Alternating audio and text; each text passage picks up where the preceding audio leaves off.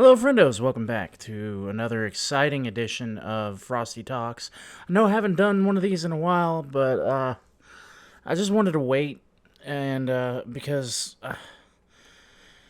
really, what Frosty Talks started out as is reason to speak out about Vic's case and stuff like that, and it's just kind of evolved from there. But so a little update about Vic, since that's what this all started as.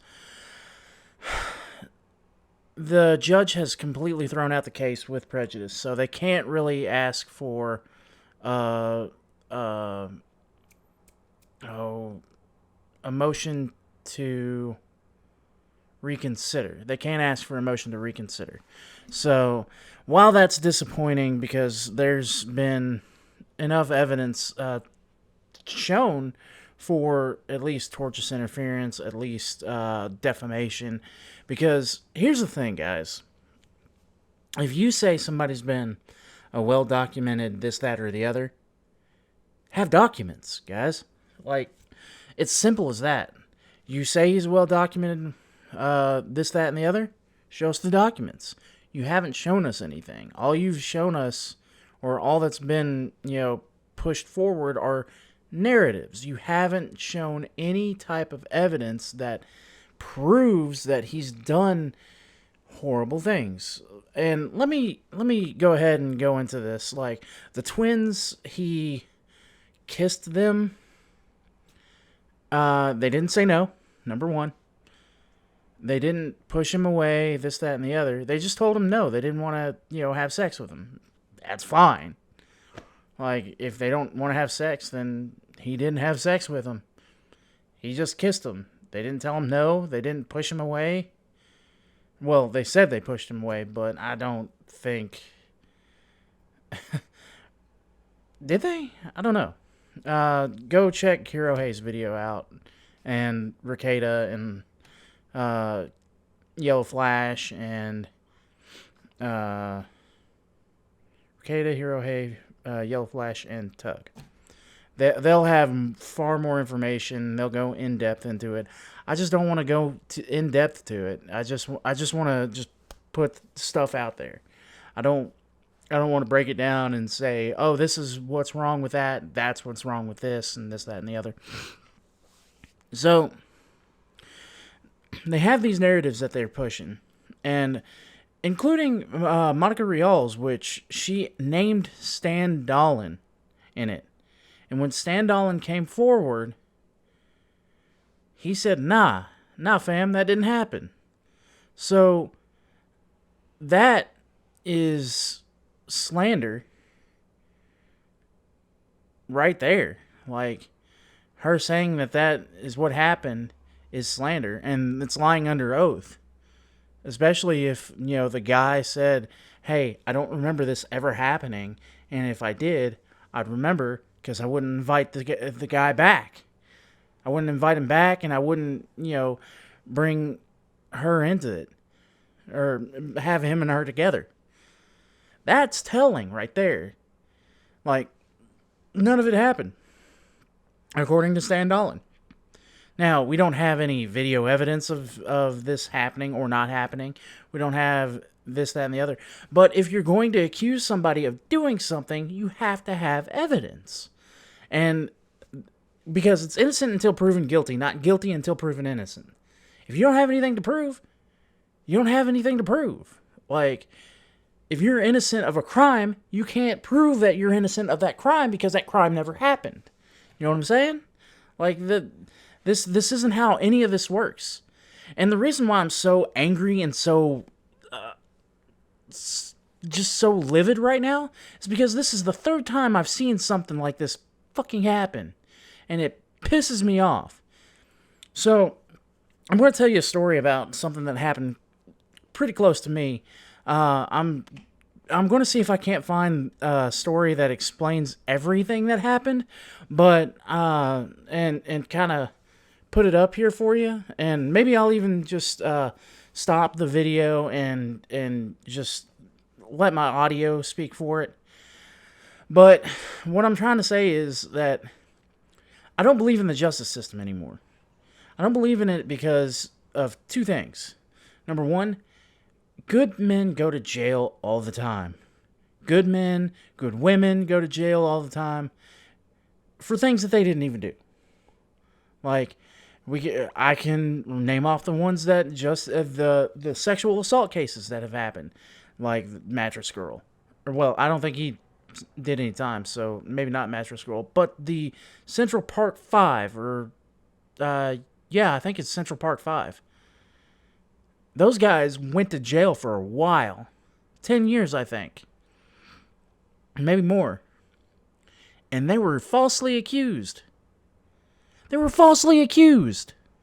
And you mean to tell me that I should believe everything that I hear?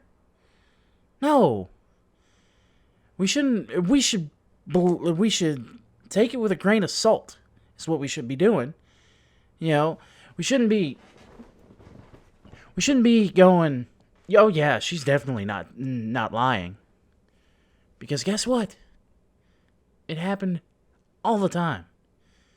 Before, before the Civil War happened, if a woman got pregnant out of wedlock, if she had slaves, one of the slaves might be the daddy. Guess what happens? Lynch mob. That's what happened. And, and they're not going to blame her for it. It's just so crazy to me how this world is kind of evolving, but at the same time devolving. Like, for example, something that happened close to my house here. This is a really bad story, and I hate everything about this. So, if you wanna read the story from the news, look up the murder of Logan Tipton.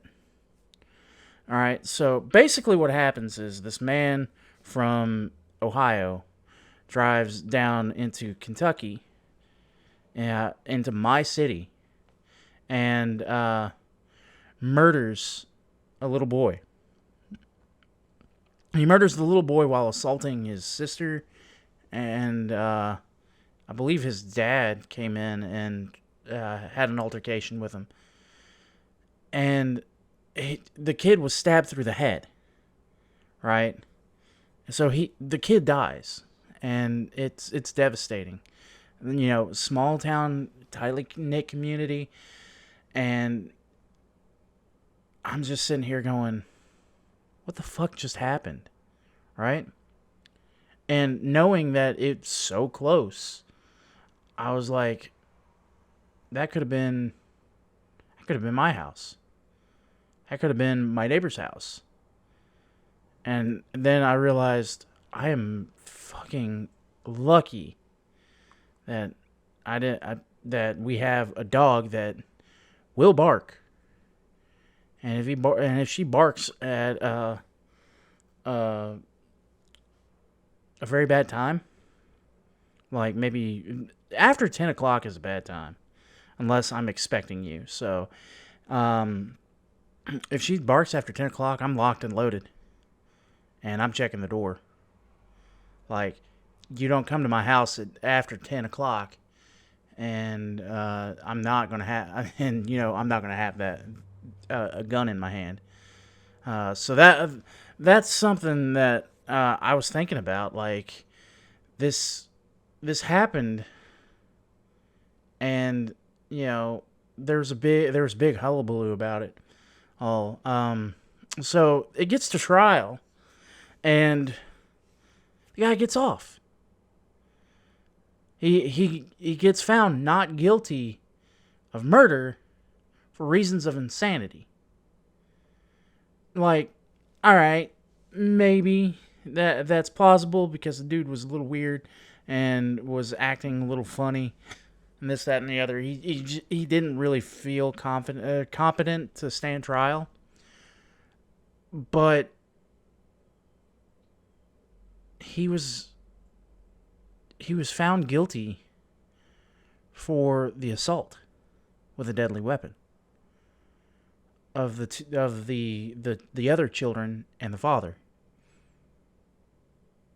What? That's not something that you can say is right. Like, if he gets off for insanity for killing the child, then why didn't he get off for insanity for the assault of the other two, the other parties that were involved? Like, that doesn't make any sense to me. And that's one of the reasons why I don't think that our justice system works. Like, that, there's no justice in that ruling at all. Well, maybe a little bit with the guilty of assault, but that's a very small. That's a very small sentence for a kid being murdered. A child. His child was still hadn't even been able to do more than just youth football. I think he was a football player. Like, what? That doesn't make any sense. And then we get to the Covington kids. Nicholas Sandman was suing several news outlets for defamation because they used his photo in that initial story and pushed the narrative that the kids were, white supremacists and all that stuff. And we later find out, and heck, we didn't even have to wait 24 hours to find out that was fake. The guy came up to his face, drumming in his drumming, and he's just standing there with a smirk. And yes, it's a shitting grin. I even said it out loud myself. It was like, that's a smug looking motherfucker. But that didn't give the media the right to throw him under the bus and smear his name. And because of those smears, people found out who he was. And not only did they find out who he was, they found out who his parents were and threatened his family. And tried to cancel his mom and dad. None of that's right. And I will always tell you that it's not right. Cancel culture is a plague in this world. And that's one of the reasons why I'm sitting here to you today just bitching about the justice system. Is because they flat out canceled Vic. For what? We haven't seen any evidence that he's a well-documented pedophile. We haven't seen any documents or evidence that he's a well-documented sexual predator. All we have are stories that are uncorroborated. I mean, in the case of the man that killed Logan Tipton, which was that little boy that I was talking about earlier, they found him in the home. The police came in and arrested him. Another strange little bit is, if I were the dad, that man was not walking out. But, that's me. So, I don't believe in this justice system anymore. Like, there's just too much that gets off scot-free. And it's infuriating. And seeing, Vic's case being thrown out, it's just it's the icing on the cake. And it causes so many problems when you see this happening. Because these people All they did was just say, "Hey, he's a well-documented sexual predator." Or no, it didn't even start out off as that. It started off as, "Hey, Funimation, why do you employ a known pedophile?" And what happens? Eh, we fire Vic Mignogna. Well, why'd you fire him? We're not gonna say. And then we hear the stories, we hear the story of Monica Rial, and instead of Funimation going, "That's not why we fired him," they're like, "We're sorry that you had to go through that." That is defamation by omission. Like, you're adding to this narrative. You're not saying, "No, it was because of this tweet, the jelly bean incident, and the twins who got kissed and didn't tell him no." Or no, it was just the jelly bean incident, the twins, and the affair with the Funimation person that didn't get sexual. I think it was just a kiss or a couple of kisses. I don't know. I don't care. Yes, Vic is not the perfect person. And if you could show me somebody who's perfect, by all means, show me a perfect person. One that has never made any mistakes. I've made mistakes. And which brings me to another a personal story. So when I was 22, I moved up to Louisville, Kentucky, and with my girlfriend at the time, and I was going to go to college up there, ITT, which is now a completely useless degree. It sucks, let me tell you. So I moved up there with her, and we ended up in an apartment by ourselves, and so on and so forth. And there had been some real problems that had been rearing up. Like she had bipolar. I think she was depressed. She was suffering from depression and a couple of other things. So her mood swings were really bad, and we would end up arguing almost on a daily basis. And one day she gets mad, and she starts hitting me, like, and I'm not the one. I was like, you know what? I don't care if she hits me, because I'm a big boy. I can take care of myself, right? I don't need the police involved. I can stop the situation if needs be, right? So she starts hitting me, and I'm like, all right, whatever. It's not really hurting, right? And it got worse. One time she actually ended up trying to knee me in the groin, which that would not have been good.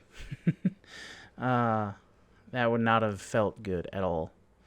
So while she has me pinned and is trying to really hurt me, I push her off, trying to get her back, trying to get her off of me. And when she stumbled backwards, she hit her arm on the banister of the stairs, and it's like a metal railing, right? So instead of this is a really hard story for me to tell. So about a week, I don't even think it was a week. I think it might have been several days later.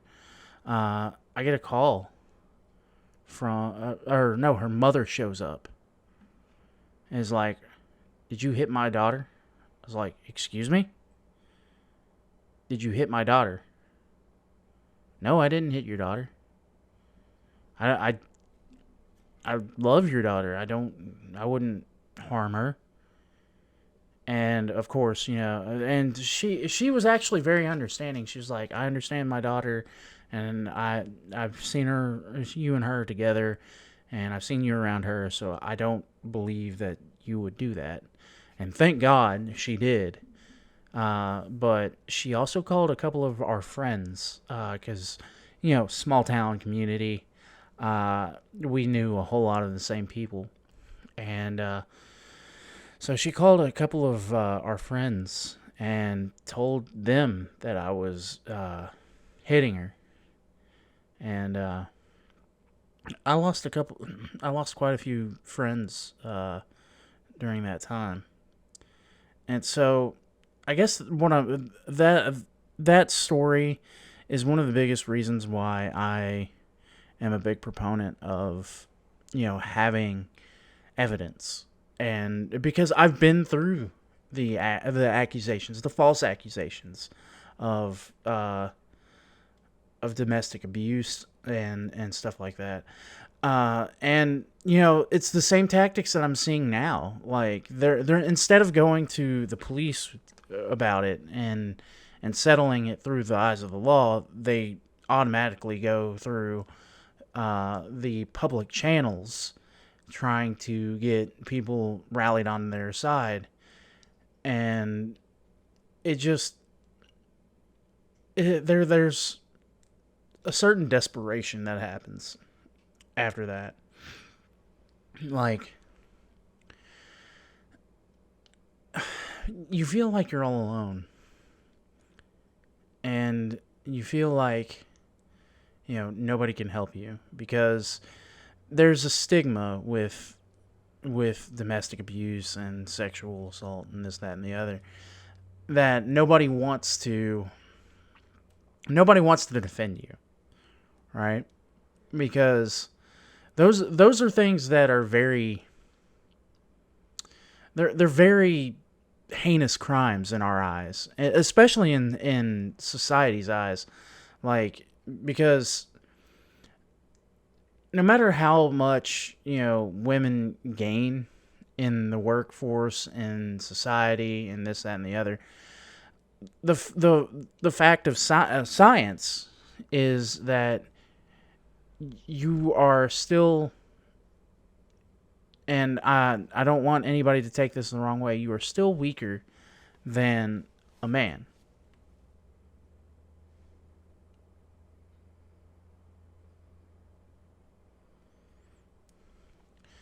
So yeah, you're still weaker than a man. And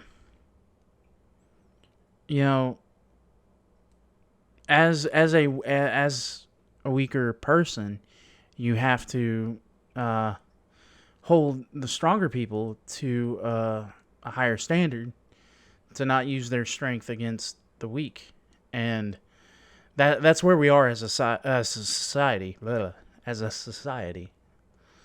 And so there's always going to be that ideology that sexual predator or domestic abuser is misusing their their strength, right? Especially if you're a guy. But I'm kind of really laying some things bare, and it's awkward, because this is going to be public, and I don't know how it's going to go. I'm going to die. But, being falsely accused really sucks. And it's one of the loneliest things that I think I've ever gone through. Luckily, I had one of my exes. She didn't believe it, and she, of course, she was one of our mutual friends. She's like, "Yeah, I don't believe it." I was like, "You would be the only one." And we got back together. That ex, that was awesome. She's a very nice girl, and I hope she's I think she got married here recently. She may have even had a child. I don't think I think she wasn't.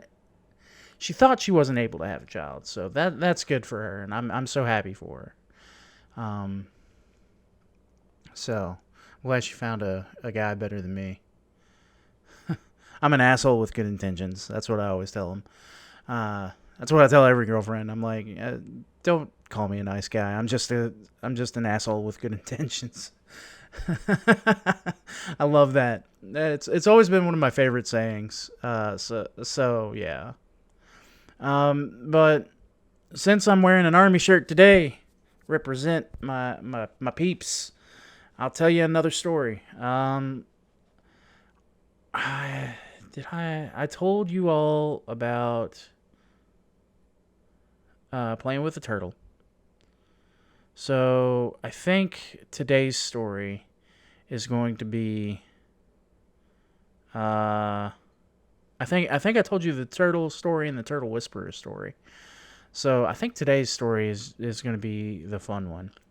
So when I first got into the military, my first drill, because I was in the Army National Guard, was an annual training, which is the 2 weeks in the summer. And we did 1 week out in the field, and we did 1 week in, on post, which is what we normally always did. We were artillery, so that should narrow down what unit I was in. But so we ended up coming back to the barracks on the first day or no, we didn't come back to them. It was the first night at the barracks, and we had the master sergeant. Back during that time, we could drink while we were on duty. Well, not really on duty, but we were with all the guys. We weren't at home. Like, normally how a drill works is you go do your thing and then come home, and then the next morning you go do your thing, come home. Well, with AT, with the 2 weeks in the summer, we go somewhere and we stay there for 2 weeks, or we go one place for 1 week and then go somewhere else for the next week. I got a hair. I grabbed one of my hairs. That was weird. So we were able to drink at this time. So we all went out and got some alcohol, and we had a lot of alcohol in our barracks. And because I was the new guy, I bought, I think a 36 pack of like Bud Light or whatever. I just bought beer because I didn't know a whole lot about alcohol. I hadn't even drank enough to get drunk up until I was 22. So this was like halfway through. I was like 22 and a half when this happened. So, boy.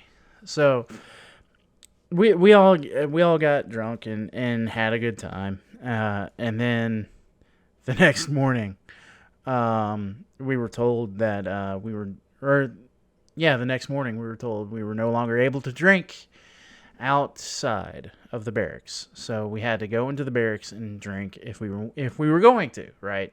So basically what happened was somebody came over to our area and started talking shit. And, well, when you are drunk and you start talking shit, bad things are going to happen. Well, this guy decided that, he came in and started talking shit. So we were just like, all right, you want to play like that? We'll play. And so our supply sergeant found some camouflage duct tape. And two of our strongest guys picked this guy up and took him to the wood line, and he was duct taped to a tree. They duct taped this poor guy to the tree, right? And this guy cannot get out. Like, they did a really good job. So he's stuck there on this tree, and all the while he's like, "No, let me go, let me out. I'll fight you. I'll fucking kill." You know, just trying to struggle and this, that, and the other, and so he was just left there hanging for I think like an hour or two before somebody was just like, yeah, you gotta take him down. This can't happen. But that was just one of the things that happened. Another thing that happened. This is a little bit more serious, not as funny, but in another one of our barracks, somebody actually went in and started talking trash about people's wives. Well, he was hospitalized. They worked him over. So, and then there was somebody who jumped off the roof. One of our guidons, which is the flag that is supposed to go in front of the battery. It's a company in regular military, but in artillery, it's a battery. So one of the guidons of one of the other batteries ended up. It ended up on top of the DFAC, which is the cafeteria. For those of you who didn't know, I'm not going to tell you who did it, but it may or may not have been one of the guys in my unit, in my battery. It may or may not have been. I don't know. I couldn't tell you. But that was also the same week where somebody took another guy, one of our guys took another battery's guidon while it was being guarded by two people. So I'm witness this, right? I'm one of the guys who I'll watch you and not say a word, but I'll just watch things play out. It's so much fun to do. So this guy, he's striking up the conversation with the two guards. He's just like, yeah, so what are you guys doing today? Oh yeah, that's really cool. Yeah, and all the while he's getting closer to this guidon, and he's like, oh yeah, well, we're gonna be doing this, and this today, and then yoink, and he fucking takes off. Like this dude was fast. So he's got this flag, and he's running with two people trying to run him down, and I think that guidon also ended up on top of the DFAC. I'm not 100% sure. We may have just kept it, and then later on it ended up back in their possession. So there was a lot of shenanigans that happened that year, and we weren't allowed to drink after that year. You can imagine why. But we did have another incident happen the very next year when they were just like, you know what? Yeah, you guys can drink. And then they were just like, yeah, no, general order number 1, you're not allowed to drink anymore. So that story, we were in Fort Chaffee, Arkansas. And, these excuse me, I ate like 3 hours ago, and now I guess it's settling. But, so we were in Fort Chaffee, Arkansas, and these barracks are old, like, or this station is old, and, basically, one of the areas was, where I want to say Elvis Presley, had his basic training, right? And so that's part of the old Fort Chaffee, and so a couple of our guys decided that it'd be cool to explore the old side of Fort Chaffee. So they went there, and it was the old, I want to say, like hospital area. So they're there, and it's been dry. Like when we did our arms training, with the automatic weapons. We actually ended up setting fire because every, I think, fifth round was a magnesium round, a tracer round, basically. Um, and so that burns hot whenever it's fired. And so, it caught the field on fire that we were firing at uh, because it was so dry. It was Arkansas is just dry. It's bad. So we ended up setting fire to that field and having to stop our training in order to get the fire department out there to put out the fire and stuff. So these guys decided to go to the hospital, and it's old, it's dry, and they were smokers. So rumor has it that one of the guys threw a cigarette butt, and it caught the entire thing on fire. That's what rumor is. I couldn't confirm one way or the other. But another thing that was very interesting about that whole fiasco is that part of the station was going to be demolished. So basically, what happened was they ended up not containing. They ended up not putting out the fire, but they contained it. They contained it to that section and let the building burn because it was just old, had asbestos in it, and this, that, and the other. It would have been just more of a hassle to put out the fire and then tear it down. I think they just let it burn, but they blamed it on us, and we weren't allowed back at Fort Chaffee. So that was a fun story. Because I was woken up the very next morning. I think I might have drank that the night before, because that's just tradition. Whenever I went to AT and we were allowed to drink, we drank. So so I was woken up the next morning, and there was just like, there's fire over there, and we looked over, and the sky's orange, and you see the because this is like kind of in the middle of the night. The sky's orange, and you see the pillowing smoke, and you're just like, yeah. But yeah, that's the story of those are two of the drinking stories that happened. My first 2 years with my military unit, and looking back on it now, it's so funny because shenanigans happen.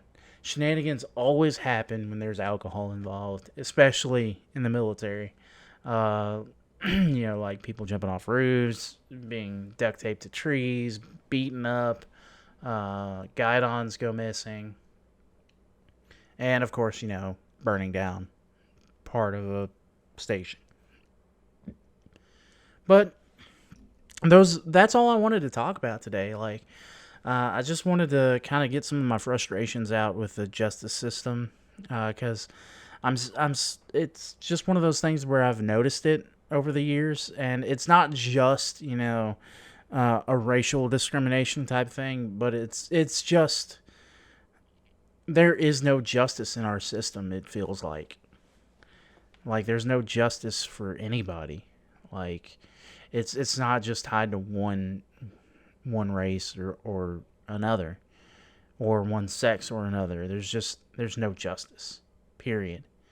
And that's what I think hurts the most about seeing this Vic ruling, and basically just hearing things about it. And I was frustrated at the beginning of this episode, and then I got like really sad, and now it's happy. It's been a roller coaster of emotions in this episode, so I'm glad you guys are here to experience it with me. But I've got more Astral Chain coming up this week. I'm trying to think of a horror game that I'd be interested in playing. Please no Five Nights at Freddy's or Doki Doki Literature Club. I've played Doki Doki, and I've sort of played Five Nights at Freddy's. I'm not going to do those. I want to do something along the lines of like an Alien Isolation without being Alien Isolation, because I played that too. But maybe Dead Space, because I haven't played that in forever. Or maybe when Luigi's Mansion comes out, we'll do a full all day stream of that. But well, that's something that I'll think about and figure out on my own. But anyway, guys, that's all I got for you. I appreciate you guys coming out, and I appreciate you guys watching these videos, especially the Frosty Talks, because it's just me and you guys, and I appreciate that so much. You really have no idea how therapeutic this is, especially with some of the things that I've been through and some of the things that I've seen, and just talking about some of the ordeals that I've gone through and some of the funny shit that's just happened in my life. It's some of the best stuff that I can think of, and I don't regret any of my life decisions. Because if I were to die tomorrow, I would say I've lived a fulfilling life. I mean, I got to join the military. I got to scuba dive. I've been overseas. I've done so much, and I'm grateful. And hopefully, I can do more one day. And for the Kick Vickers out there in the I Stand With Vic crowd, I'll say one more thing for you guys. Kick Vic, enjoy your victory. Appeals are going to be coming. I would expect Vic to appeal the shit out of it.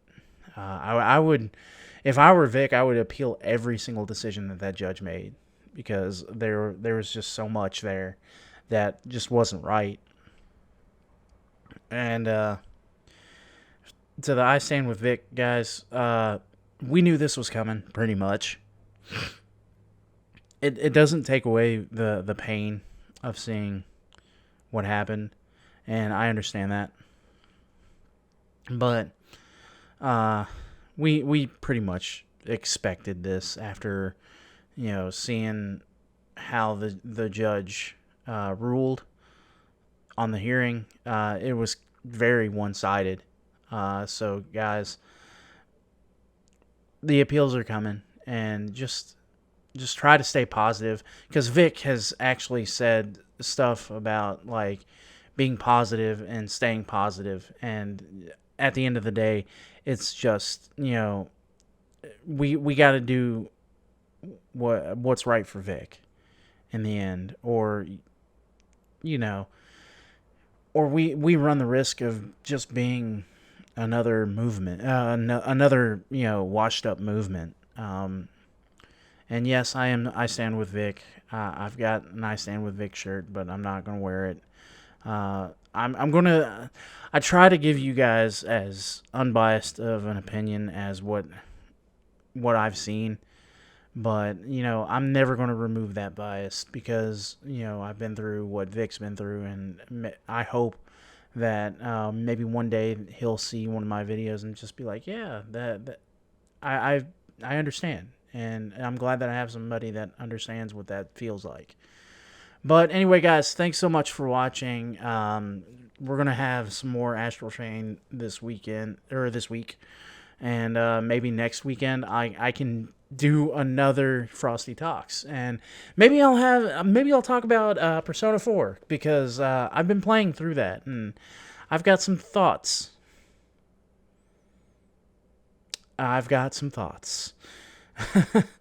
And let me tell you, I'm enjoying it.